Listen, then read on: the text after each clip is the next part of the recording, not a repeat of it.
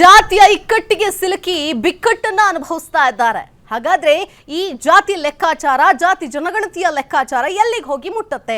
ಸಾಮಾಜಿಕವಾಗಿ, ಆರ್ಥಿಕವಾಗಿ, ಶೈಕ್ಷಣಿಕವಾದಂತಹ ವಿಚಾರಗಳನ್ನ ಜನರಿಗೆ ಮುಟ್ಟಿಸಬೇಕು, ಆ ಒಂದು ಅಭಿವೃದ್ಧಿಯ ನಿಟ್ಟಿನಲ್ಲಿ ಕೆಲಸ ಮಾಡಬೇಕು ಅನ್ನುವಂಥ ನಿಟ್ಟಿನಲ್ಲಿ ಈ ಜನಗಣತಿ ಆಗ್ತಾ ಇದೆ. ಆದ್ರೆ ಇದು ಕಂಪ್ಲೀಟ್ ಆಗಿ ರಾಜಕೀಯದ ತಿರುವು ಪಡೆದುಕೊಳ್ತಾ ಇದೆ. ರಾಜ್ಯ ಸರ್ಕಾರದಲ್ಲಿ ಜೋರಾಗಿದೆ ಜಾತಿ ಜಟಾಪಟಿ. ರಾಜ್ಯ ಸರ್ಕಾರದ ಜಾತಿ ಗಣತಿಗೆ ವ್ಯಕ್ತವಾಗ್ತಾ ಇದೆ ವಿರೋಧ. ಜಾತಿಗಳ ಪಟ್ಟಿಗೆ ಹೊಸ ಸೇರ್ಪಡೆ ಯಾಕೆ? ತೀವ್ರವಾದಂತಹ ಆಕ್ಷೇಪ ವ್ಯಕ್ತವಾಗ್ತಾ ಇದೆ. ಲಿಂಗಾಯತ ಒಕ್ಕಲಿಗರು ಸರ್ಕಾರದ ವಿರುದ್ಧ ಇದೀಗ ಗರಂ ಆಗಿದ್ಯಾಕೆ? ರಾಜ್ಯ ಸರ್ಕಾರದ ಜಾತಿ ಗಣತಿಗೆ ಪ್ರಬಲ ಸಮುದಾಯಗಳ ವಿರೋಧ ಇದೀಗ ವ್ಯಕ್ತವಾಗ್ತಾ ಇದೆ. ಪಂಚಮಸಾಲಿ ವೀರಶೈವ ಲಿಂಗಾಯತರಿಂದ ಸರ್ಕಾರಕ್ಕೆ ಒತ್ತಡ ಎದುರಾಗ್ತಾ ಇದೆ.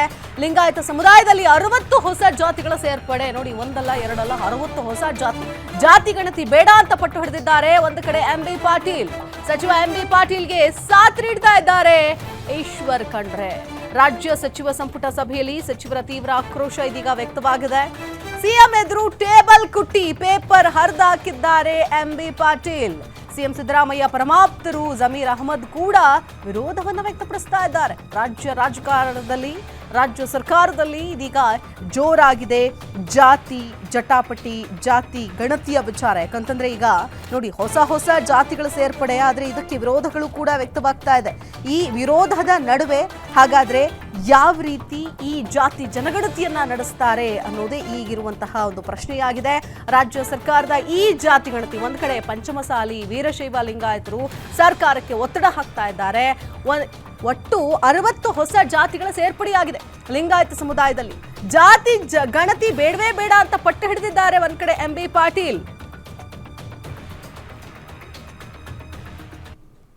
ಇದೇ ವಿಚಾರಕ್ಕೆ ಸಂಬಂಧಪಟ್ಟಂತೆ ನಾವು ಕೂಡ ಚರ್ಚೆಯನ್ನು ಆರಂಭಿಸ್ತಾ ಇದ್ದೀವಿ. ನನ್ನ ಜೊತೆಗೆ ಅತಿಥಿಗಳಿದ್ದಾರೆ, ಅವ್ರನ್ನ ಕಾರ್ಯಕ್ರಮಕ್ಕೆ ಸ್ವಾಗತ ಮಾಡ್ತಾ ಹೋಗೋಣ. ಕಾಂಗ್ರೆಸ್ ವಕ್ತಾರರಾದಂತಹ ರಘು ದೊಡ್ಡೇರಿ ಅವರಿದ್ದಾರೆ, ಇನ್ನು ಗೋವಿಂದ ರಾಜು ಇದ್ದಾರೆ, ಬಿಜೆಪಿ ವಕ್ತಾರರು, ಇನ್ನು DSS ಮುಖಂಡರಾದಂತಹ ಮೂರ್ತಿ ಅವರಿದ್ದಾರೆ, ರೇವಣಪ್ಪ ಇದ್ದಾರೆ, ಕುರುಬ ಸಮುದಾಯದ ಮುಖಂಡರು. ನಮಸ್ಕಾರ ಸರ್, ಕಾರ್ಯಕ್ರಮಕ್ಕೆ ಸ್ವಾಗತ ಕೂಡ. JDS ವಕ್ತಾರರು ಕೂಡ ನಮ್ಮ ಜೊತೆಗೆ ಜಾಯ್ನ್ ಆಗ್ತಾ ಇದ್ದಾರೆ. ಇದೀಗ ಮೊದಲೇದಾಗಿ ನಾನು ರಘು ಅವರಿಂದಾನೇ ಕಾರ್ಯಕ್ರಮ ಆರಂಭ ಮಾಡ್ತೀನಿ. ಜಾತಿ ಜಟಾಪಟಿ ಇಲ್ಲಿ ನೋಡಿ, ಬಹುಶಃ ಈ ಜಾತಿ ಜನಗಣತಿಯನ್ನ ಈ ಹಿಂದೆ ಸಿದ್ದರಾಮಯ್ಯನವರು ಈಗಾಗಲೇ ತೆಗೆದುಕೊಂಡು ಬಂದರು, ಬಟ್ ಅದನ್ನು ಜಾರಿ ಮಾಡೋದಕ್ಕಾಗಲೇ ಇಲ್ಲ. ಈಗ ಹೊಸದ ಜಾತಿ ಗಣತಿಯ ಪ್ರಕಾರ ಜಾತಿ ಗಣತಿನೇ ಬೇಡ ಅನ್ನುವಂಥ ನಿಟ್ಟಿನಲ್ಲಿ, ಅಥವಾ ಜಾತಿ ಗಣತಿಯಲ್ಲಿ ಏನಿರಬೇಕು ಏನಿರಬಾರ್ದು ಅನ್ನುವಂಥ ನಿಟ್ಟಿನಲ್ಲೇನೆ ಚರ್ಚೆ ಆಗ್ತಾ. ಇದು ಬಹಳ ಪ್ರಾಥಮಿಕವಾಗಿ ಈ ಗಣತಿಯನ್ನ ಮಾಡೋದಕ್ಕಿಂತ ಮುಂಚೆ ಆಗಬೇಕಾಗಿದ್ದ ಚರ್ಚೆ. ಅಂದ್ರೆ ಈಗ ಶುರುವಾಗುವಂತಹ ಸಂದರ್ಭದಲ್ಲಿ ಇಷ್ಟೊಂದು ಬೇರೆ ಬೇರೆ ಆದಂತಹ ಪ್ರತಿಕ್ರಿಯೆಗಳು ಬರುತ್ತೆ ಅಂತ ಅಂದ್ಕೊಂಡಿರ್ಲಿಲ್ಲ. ಏನ್ ಹೇಳ್ತೀರಿ? ಏನ್ ನಿಮ್ ನಿಲುವು? ನಿಮ್ಮ ಸರ್ಕಾರದಲ್ಲೇ ಅನೇಕ ಭಿನ್ನಾಭಿಪ್ರಾಯಗಳು ಅಲ್ಲ, ಒಂದು ನೋಡಿ, ಒಂದು ರಾಜ್ಯ ಸರ್ಕಾರ ಒಂದು 107 ಕೋಟಿ ಕನ್ನಡಿಗರನ್ನ ನಾವು ಅಧಿಕಾರ ನಡೆಸಬೇಕು ಅಂದ್ರೆ ಈ ರೀತಿಯ ಪ್ರಶ್ನೆಗಳು ಸಹಜ. ಆದ್ರೆ ನಾನು ಹೇಳ್ತಾ ಇರ್ತಕ್ಕಂಥದ್ದು, ಈಗ ಬಿಜೆಪಿ ಅವರು ಏನ್ ಚರ್ಚೆ ಮಾಡ್ತಾ ಇದ್ದಾರೆ ಆದಿಬೀದಿಯಲ್ಲಿ, ಈ ಪ್ರಶ್ನೆಯನ್ನ ಹಿಂದುಳಿದ ವರ್ಗದ ಕಾಂತರಾಜ್ ಆಯೋಗದ ವರದಿಯನ್ನ ತಿರಸ್ಕಾರ ಮಾಡಬೇಕು ಅಂತ ಹೋರಾಟ ಮಾಡಿದಾರೆ ಯಾರು? ಇದೇ ಬಿಜೆಪಿ ಅವರು. ಆ ಹೋರಾಟವನ್ನು ಯಾಕೆ ಮಾಡಿದ್ರು? ಕೇವಲ ರಾಜಕೀಯ ಲಾಭಕ್ಕಾಗಿ. ಏನಂತ ಹೇಳಿದ್ರು? ಈ ವರದಿ ಸರಿಯಾಗಿಲ್ಲ, ಅನ್ಸೈಂಟಿಫಿಕ್, ಇದನ್ನ ತಿರಸ್ಕಾರ ಮಾಡಬೇಕು, ರಿಜೆಕ್ಟ್ ಮಾಡಬೇಕು ಅಂತ ಕೇಳಿದಂತ ಬಿಜೆಪಿ ನಾಯಕರುಗಳು ಇವತ್ತು ಬೂಟಾಟಿಕೆಯ ನಾವು ಅದನ್ನ ವಾಪಸ್ ತೆಗೆದುಕೊಂಡಿದ್ದೇವೆ, ಅದನ್ನು ಮತ್ತೊಮ್ಮೆ ಸರ್ವೆ ಮಾಡ್ತಾ ಇದ್ದೇವೆ. ಈಗ ಹೊಸ ಪ್ರಶ್ನೆ ಶುರು ಮಾಡಿದ್ದಾರೆ. ಇದು ಬಿಜೆಪಿಯವರ ಬೂಟಾಟಿಕೆಯ, ಬಿಜೆಪಿಯ ಬುರುಡೆ ಜನತಾ ಪಕ್ಷದ ನಾಟಕ ಇದು. ಓಕೆ, ಸೊ ಹಾಗಾಗಿ ಇವತ್ತು ನಾವು ರಾಜ್ಯ ಸರ್ಕಾರ ಜನರ ಆಶೋತ್ತರಗಳಿಗೆ, ಜನರಿಗೆ ಯಾವ ಸೌಲಭ್ಯಗಳನ್ನ, ಸೇವೆ ಸೌಲಭ್ಯಗಳನ್ನ ಕೊಡಬೇಕು ಅಂತ ಹೇಳಿ ಇವತ್ತು ಈ ಸರ್ವೆಯನ್ನ ಮಾಡ್ತಾ ಇದ್ದೇವೆ. ಕಾಂತರಾಜು ವರದಿ ಆಯೋಗ 2015ರಲ್ಲಿ ನಾವು ಇದನ್ನ ರಚನೆ ಮಾಡಿ ರಿಪೋರ್ಟ್ ಕೊಟ್ಟು ನಮ್ಮ ಸರ್ಕಾರ ಬೀಳ್ತು. ನಮ್ಮ ಸರ್ಕಾರ ಬಿದ್ದ ನಂತರ ಇವ್ರದೇ 4 ವರ್ಷ ಇದ್ರು. ಆ ವರದಿಯನ್ನ ಕೆಳಗಡೆ ಹಾಕೊಂಡು ಕುತ್ಕೊಂಡ್ಬಿಟ್ಟು ಈಗ 2025ರಲ್ಲಿ ಬಂದು ಮಾತಾಡ್ತಾ ಇದ್ದಾರೆ ಈ ವರದಿ ತಪ್ಪು ಅಂತ ಹೇಳಿ. ಹಾಕೊಂಡು ಕುತ್ಕೊಂಡ್ರು, ನೀವೇನ್ ಅದನ್ನ ತಲೆ ಮೇಲೆ ಇಟ್ಕೊಂಡು ಮೆರೆಸ್ತಾ ಇದ್ದೀರಾ ರಘು ಅವರೇ? ತಲೆ ಮೇಲೆ ನಾವು ಇವರು ಬಿಜೆಪಿ ಅವರಿಗೆ ಬಿಡುಗಡೆ ಮಾಡೋದಕ್ಕೆ ನಿಮ್ ಕೈಲಾಗ್ತಾ ಇಲ್ಲ, ನಿಮ್ಮ ಸಚಿವರುಗಳು ಬಿಡ್ತಾ ಇಲ್ಲ, ನಿಮ್ DCM ಇಂದ ಹಿಡಿದು ಎಲ್ಲರದ್ದು ವಿರೋಧ ಇದೆ. I will not agree for this. Govinda Raju ಅವರೇ, ಲಾಸ್ಟ್ 10 ಮಿನಿಟ್ ಬರ್ತೀನಿ. ಗೋವಿಂದ ರಾಜು ಅವರೇ, ನೋಡ್ತಾ ಇದೀವಿ ಅಂದ್ರೆ ಇಲ್ಲಿ ಒಕ್ಕೂರಲಿಂದ ಆಯ್ತು. ಒಂದು ಜಾತಿಯವರು, ರಾಜಕೀಯ ನಾಯಕರಂತೂ ಒಂದಾಗೋದಕ್ಕೆ ಸಾಧ್ಯ ಇಲ್ಲ, ಅದು ದೂರದ ಪ್ರಶ್ನೆ. ಸಮುದಾಯದ ನಾಯಕರಲ್ಲೂ ಕೂಡ ಒಗ್ಗಟ್ಟು ಇಲ್ಲಿ ಕಾಣಿಸ್ತಾ ಇಲ್ಲ. ಈಗ ಒಬ್ಬ ನಾಯಕರು ಹೇಳಿದ್ದು ಇನ್ನೊಬ್ರು ಒಪ್ಕೋತಾ ಇಲ್ಲ, ಒಬ್ರು ಹೇಳಿದ್ದು ಇನ್ನೊಬ್ರು ಒಪ್ಕೋತಾ ಇಲ್ಲ. ಏನಾಗ್ತಾ ಇದೆ ಇಲ್ಲಿ ಹಾಗಾದ್ರೆ ಅಂತ?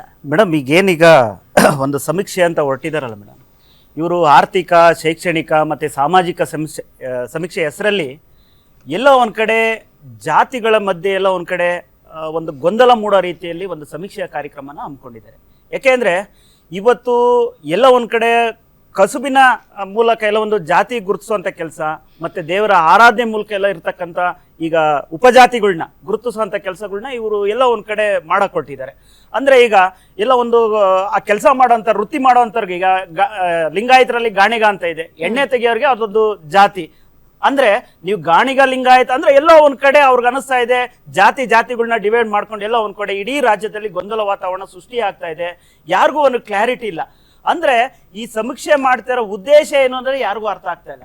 ಅಂದ್ರೆ 2015-16 ಏನ್ ಕಾಂತರಾಜ್ ಆಯೋಗ ವರದಿ ತಯಾರು ಮಾಡ್ತು, ಅದು ಕೂಡ ಎಲ್ಲ ಒಂದ್ ಕಡೆ ಸರಿ ಇಲ್ಲ, ಹೊಸ ವರದಿ ತಯಾರು ಮಾಡಬೇಕು ಅಂತ ಇವುದೇ ಸಚಿವ ಸಂಪುಟ ತೀರ್ಮಾನ ಮಾಡಿ ಈ ಒಂದು ವರದಿ ತಯಾರಿಕೆ ಓದಬೇಕಾದಾಗ ಯಾವುದೇ ಒಂದು ಮೂಲವಾಗಿ ಒಂದು ತಯಾರಿ ಆಗಿರ್ಬೋದು, ಒಂದು ಕಾರ್ಯಾಗಾರ ಆಗಿರ್ಬೋದು, ಹೋಗೋಂಥ ಸಮೀಕ್ಷೆ ಮಾಡೋಂಥ ಅಧಿಕಾರಿಗಳಿಗಿರ್ಬೋದು, ಯಾವುದೇ ಒಂದು ಟ್ರೈನಿಂಗ್ ಪ್ರೋಗ್ರಾಮ್ ಇಲ್ದಲೆ ಏಕಾಏಕಿ ಮನೆಗಳ ಹತ್ರ ಕಳಿಸಿ ಇವರು ಅಂದ್ರೆ ವರದಿಗಳನ್ನ ತಯಾರಿಸುವಂತ ಕೆಲಸಕ್ಕೆ ಕೈ ಹಾಕ್ತಾ ಇದ್ದಾರೆ. ಆದ್ರೆ ಒಂದ್ ನಿಮಿಷ ಮೇಡಮ್, ಇಲ್ಲಿ ಎಲ್ಲೋ ಒಂದ್ ಕಡೆ ಎಲ್ಲಾ ಜಾತಿಯವ್ರಿಗೂ ಇವತ್ತು ಅನಿಸ್ತಾ ಇದೆ ಈ ವರದಿ ತಯಾರು ಮಾಡೋಂತ ಏನ್ ಪ್ಲಾನ್ ಮಾಡಿದ್ದಾರೆ ಇವ್ರು ಸರಿಯಾಗಿ ಮಾಡ್ತಾ ಇಲ್ಲ, ಮಾಡಕ್ ಆಗೋದಿಲ್ಲ. ಅಂದ್ರೆ ಎಲ್ಲ ಒಂದ್ ಕಡೆ ಸೇರಿಸುವಂತ ಕೆಲಸ ನೋಡಿದ್ರೆ ಈಗ ಕ್ರಿಶ್ಚಿಯನ್ ಅನ್ನೋ ಸಮುದಾಯದವ್ರು ಸೇರಿಸ್ತಾ ಇದ್ದಾರೆ. Kuruba Christian, Golla Christian, Vokkaliga Christian, Brahmin Christian, ಈ ರೀತಿಯಾದ ಹೊಸ ಒಂದು ಉಪ ಜಾತಿಗಳನ್ನ ಸೇರಿಸುವಂತ ಕೆಲಸ ಮಾಡಿ